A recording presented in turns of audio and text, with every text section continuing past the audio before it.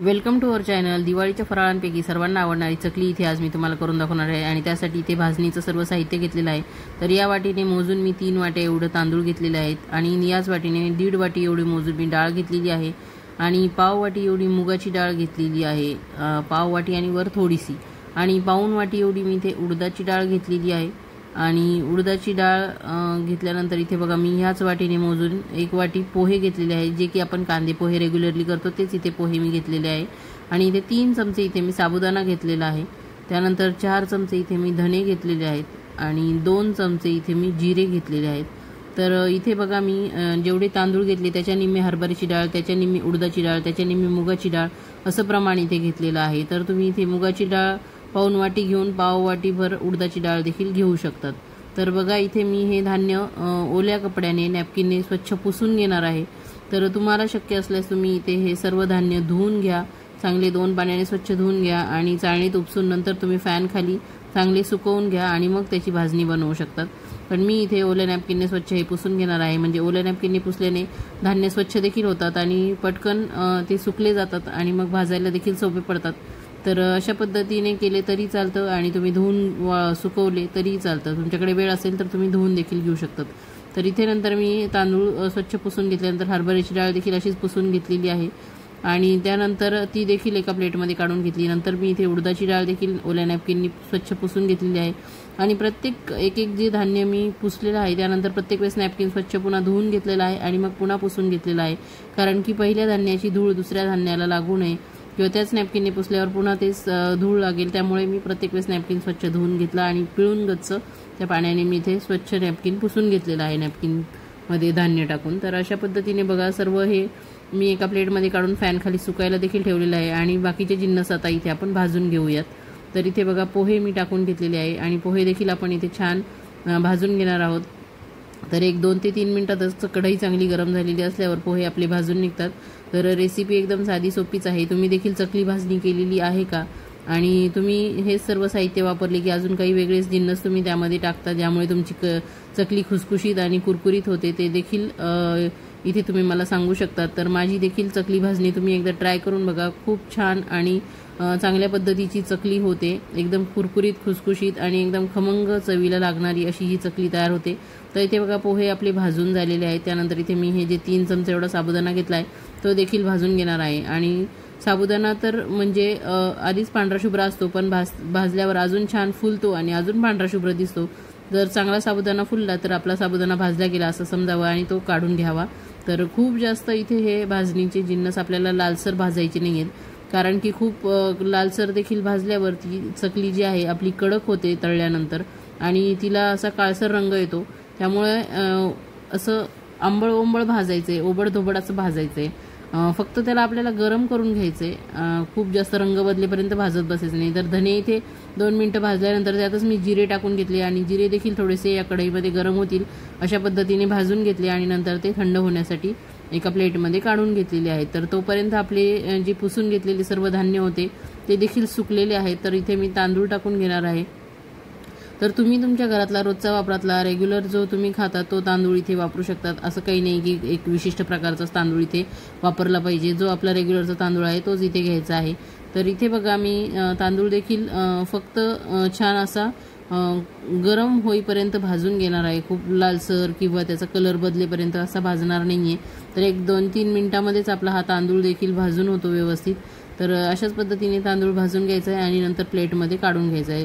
तुम्हाला जर प्लेटमध्ये काढायचं नसेल तर तुम्ही एखाद्या सुती कापडावर देखील हे सर्व भाजलेले धान्य काढून घेऊ शकतात। तर त्यामुळे ते थंड व्हायला देखील मदत होते आणि मग प्लेटमध्ये काढल्यावर तुम्हाला जे घाम येईल असं वाटतं तर ते देखील होणार नाही। तर त्यानंतर बघा तांदूळ काढून घेतल्यानंतर मी इथे हरभऱ्याची डाळ टाकून घेतलेली आहे आणि ती देखील आपल्याला छान अशी गरम होईपर्यंतच फक्त भाजायची आहे, तिचा कलर आपल्याला बदलायचा नाहीये। तर रेसिपी एकदम साधी सोपीच आहे। तुम्हाला जर माझ्या पद्धतीने चकलीची भाजणी करण्यापासून चकली तळेपर्यंतचा व्हिडिओ बघायचा असेल आणि माझ्या पद्धतीने चकल्या तुम्हाला बनवायच्या असतील तर व्हिडिओ शेवटपर्यंत बघा, कुठे स्किप करू नका आणि आवडल्यास चॅनलला सबस्क्राईब करा, व्हिडिओला लाईक करा आणि तुमच्या मित्रमैत्रिणींना शेअर देखील करा। तर इथे बघा हरभऱ्याची डाळ मी काढून घेतल्यानंतर इथे मी उडदाची डाळ टाकून घेणार आहे। उडदाची डाळ देखील थोडीशी आपल्याला गरम होईपर्यंत भाजून घ्यायची आहे। तर चकली भाजणीच्या ज्या चकल्या आहेत ना त्या कधीही खूप खायला खमंग आणि छान लागतात। तुम्ही कितीही वेगवेगळ्या प्रकारच्या चकल्या करा, तांदळाची करा, पोह्याची करा, मैद्याची करा, गव्हाची करा, ज्वारीची करा, पण जी चकली भाजणीची चकली आहे ना तिची चवच काही और आहे. तर इतकी मस्त लागते खायला. कोणी कोणी दह्यासोबत खातं, कोणी कोणी तशाच खातं. तर त्यामुळे ही चकली जी आहे ना भाजणीची, तुम्ही कितीही वेगवेगळे प्रकार करा, ही चकली प्रत्येकाच्या घरात होते म्हणजे होतेच. तर तुमच्याकडे पण अशीच काही पद्धत आहे का, नक्की मला कमेंट करून सांगा. तर इथे बघा मी मुगाची डाळ देखील चांगली भाजून घेतलेली आहे आणि तिला पण आपण भाजल्यानंतर एका प्लेटमध्ये बघा आता हे सर्व प्लेटमध्ये काढलेले आहेत. गार होण्यासाठी हे फॅन खाली ठेवलेले आहेत मी प्लेटमध्ये काढून. तर छान आपली गार झाल्यानंतर आपली चकली भाजणी इथे तयार झालेली आहे. तर कशी वाटते तुम्हाला ही चकली भाजणी? आणि बघा मस्त अशी थंड झालेली आहे आणि सर्व साहित्य आता आपण इथे एकजीव करून घेणार आहोत, मिक्स करून घेणार आहोत आणि मस्त गिरणीवरून याला दळून आणणार आहोत. तर छान मस्त दळून आणल्यानंतर आपण याच्या चकल्या करणार आहोत. तर इथे बघा मी हे थंड झाल्यानंतर गिरणीला दळायला दिलेलं आहे आणि हे संपूर्ण सगळे साहित्य मिळून आपली बरोबर 1 किलो एवढी भाजणी तयार झालेली आहे. तर तुम्ही देखील अशा पद्धतीने नक्की करून बघा आणि एकदा माझ्या पद्धतीने चकली भाजणी करा आणि चकल्या कशा झाल्या ते मला सांगा. तर इकडे बघा, हे बघा आपलं हे पीठ छान दळून आलेलं आहे आणि 1 किलो भाजणी आपली तयार झाली आहे. तर त्या भाजणीपैकी मी इथे 3 वाट्या एवढं भाजणीचं पीठ घेणार आहे आणि हे पीठ तुम्ही महिना 2 महिने देखील स्टोअर करून ठेवू शकता. जेव्हा तुम्हाला खायचं त्यावेळेस चकली भाजणी घ्यायची, सर्व साहित्य मिक्स करायचं आणि चकल्या करायच्या. तर इथे 3 वाट्या मी पीठ घेतलंय, तिखट घेतलंय 2-3 चमचे, ओवा घेतलाय, तीळ घेतलंय, चवीपुरतं मीठ घेतलंय आणि इथे हळद घेतलेली आहे. हिंग माझ्याकडे नव्हता त्यामुळे हिंग तुम्ही टाका तुमच्याकडे असलं, माझ्याकडे नाही आहे. आणि ह्याच वाटीने आपण इथे 3 वाट्या भाजणीला 3 वाट्या पाणी टाकून घेणार आहोत. जेवढी भाजणी तेवढं इथे पाणी टाकणार आहोत. तर इथे बघा ह्या वाटीने मी मोजून घेतलं होतं पीठ, तर इथे मी 3 वाट्या पाणी टाकून घेणार आहे आणि 3 वाट्या भाजणीला 3 चमचेच आपण इथे तेल टाकून घेणार आहोत, मोहन म्हणून. खूप जास्त मोहन इथे आपल्याला टाकायचं नाही आहे. तर इथे मी आधी सर्व हे कोरडे जिन्नस टाकून घेणार आहे. हळद टाकलेली आहे, मीठ टाकलेलं आहे, त्यानंतर इथे मी ओवा टाकून घेणार आहे, नंतर इथे मी तीळ टाकून घेणार आहे आणि तीळ टाकल्यानंतर इथे मी लाल तिखट टाकून घेणार आहे. तर सर्व हे पदार्थ टाकल्यानंतर आपण इथे 3 चमचे एवढं तेलाचं मोहन घालणार आहे.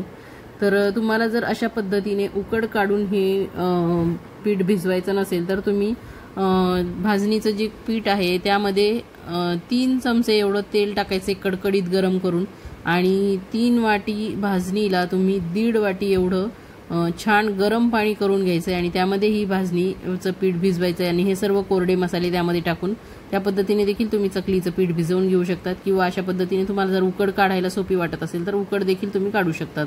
तर दोन्ही पद्धतीने मी तुम्हाला इथे सांगितलेलं आहे. जर तुम्हाला खाली हे पीठ भिजवायचं असेल तर 1.5 वाटी गरम पाणी आणि 3 चमचे कडकडीत गरम तेल टाकायचं आहे. एका वाटीला 1 चमचा मोहन, अशा पद्धतीने तुम्ही इथे हे भिजवून घ्यायचं आहे. तर इथे बघा मी उकळलेल्या पाण्यामध्ये सर्व पीठ घालून घेतलेलं आहे भाजणीचं आणि नंतर इथे पीठ मिक्स केल्यानंतर गॅस बंद केलेला आहे आणि 15 मिनिटं झाकून ठेवलेलं आहे. छान 15 मिनिटं या पिठाला वाफ आलेली आहे आणि आता आपण हे पीठ इथे काढून घेणार आहोत. तर सर्व पीठ इथे काढून घ्यायचे. पीठ अजूनही गरमच आहे. तर गरम पीठ असल्यामुळे मी इथे आधी सर्वात आधी चमच्यानेच किंवा झाऱ्यानेच याला असं मोकळं करून घेणार आहे, असं पांगवून घेणार आहे पूर्ण प्लेटमध्ये. तर व्यवस्थित असं हे केल्यानंतर पांगून घेतल्यानंतर हे गार होतं आणि आपल्या हाताला सोसवेल असं गार झालं की मग आपण याला चांगलं एकजीव करून घ्यायचं आहे. तर मोकळं हे पीठ असं केल्यानंतर बघा इथे थोडासा भाग मी तुम्हाला घेऊन दाखवते आणि छान असं वळल्या जाते हातामध्ये, म्हणजे उकड आपली छान तयार झालेली आहे. छान मौसूत असं पीठ तयार झालेलं आहे. तर आता हाताला सोसवेल असं झाल्यावर मी याला चांगलं एकजीव करून घेणार आहे. मस्त एकजीव पीठ तयार झालेला आहे आणि यापैकी आता एक भाग घेणार आहे आणि छान याचा एक लांबट आकाराचा गोळा तयार करून घेणार आहे आणि मग हा आपल्या चकलीच्या साच्यामध्ये घालून आपण याच्या चकल्या पाडून घेणार आहे. तर इथे बघा मी चकलीची प्लेट लावली, आतून जो साचा आहे त्याला तेल लावून घेतलेला आहे आणि जो खरबडीत भाग आहे तो आतून करून घेतलेला आहे प्लेटचा. त्यामुळे तुमच्या चकलीला छान काटे येतील आणि मस्त काटेदार अशी चकली तयार होईल. तर ह्या चकलीला काटेकोंडुळे देखील म्हणतात. हे तुम्हाला माहिती आहे का? हा काटेकोंडुळे हा जो शब्द आहे खूप पूर्वीचा आहे. तर आता कोणी वापरत नाही, पण बरेचसे असे काही घरं आहेत की जिथे अजूनही चकलीला काटेकोंडुळे असे म्हणतात. तर तुम्हाला हे माहिती होतं का? हे मला नक्की कमेंट करून सांगा. तर अशा पद्धतीने बघा आता साचा इथे मी बंद करून घेतलेला आहे आणि मस्त इथे चकल्या पाडणार आहे. तुम्हाला इथे दिसत असेल की चकल्या पाडतानाच त्या इतक्या छान पडतायत, कुठेही तुटत नाही आहेत आणि मस्त त्या चकल्यांना काटे आलेले आहेत. तर एकदम झकास अशी आपली चकली तयार झालेली आहे. तर इथे बघा पूर्ण प्लेटमध्ये मी चकल्या पाडून घेतल्या. तुम्हाला जवळ कॅमेऱ्याच्या घेऊन दाखवते. बघा किती मस्त काटे आलेले आहेत चकलीला आणि कलर देखील काय मस्त आला आहे. तर इथे बघा मी तेल तापायला ठेवून घेणार आहे. खूप जास्त एकाच वेळेस मी तेल टाकत नाही कधी, कारण की तळलेलं तेल उरल्यावर त्याचं काय करायचं, म्हणून थोडं थोडं तेल टाकून मी कुठलाही तळणीचा पदार्थ करत असते.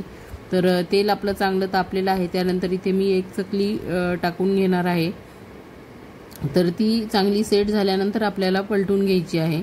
तर सर्वात आधी हाय फ्लेमवर आपल्याला ही चकली तळायची आणि नंतर चांगली आलटीपलटी करून झाल्यानंतर मीडियम फ्लेमवर तिला छान कुरकुरीत होईपर्यंत, खुसखुशीत होईपर्यंत आपल्याला इथे तळून घ्यायची आहे. तर सर्वात आधी मी तुम्हाला एक चकली तळून दाखवलेली आहे. बघा इथे किती मस्त रंग आलेला आहे आणि ती काढून घेतल्यानंतरही तिची तळण्याची प्रोसेस चालूच असते. त्यामुळे थोडीशी आधीच काढून घ्यायची, म्हणजे खाली तुम्ही प्लेटमध्ये काढून घेतल्यावर सुद्धा ती आतल्या आत तळल्या जात असते. तर इथे बघा नंतर ह्या 2 चकल्या मी टाकून घेतलेल्या आहेत आणि त्या देखील अशा आलटीपलटी करून मस्त तळून घेतलेल्या आहेत. आणि इथे बघा ते काढून घेणार आहे मी. अशा पद्धतीने मी सर्व चकल्या इथे तळून घेतलेल्या आहेत. अर्ध्या पिठाच्या मी तळून घेतल्या आहेत. ते तुम्हाला जवळ दाखवते कॅमेऱ्याच्या. किती सुंदर रंग आला आहे आणि काटे देखील किती छान आलेत. तर तुम्हाला अजून हातात घेऊन दाखवते, म्हणजे छान दिसेल, व्यवस्थित दिसेल की मस्त काटेदार अशी चकली ही तयार झालेली आहे. तीळ, ओवा हे देखील मस्त चकलीतून असे डोकावून बघतायत. तर तुम्ही देखील माझ्या पद्धतीने करून बघा आणि कशी झाली आहे ते नक्की सांगा. अजूनही कोणाकोणाची चकली भाजणी राहिली असेल तर माझ्या पद्धतीने नक्की ट्राय करा. बघा इथे कुस्करून दाखवते किती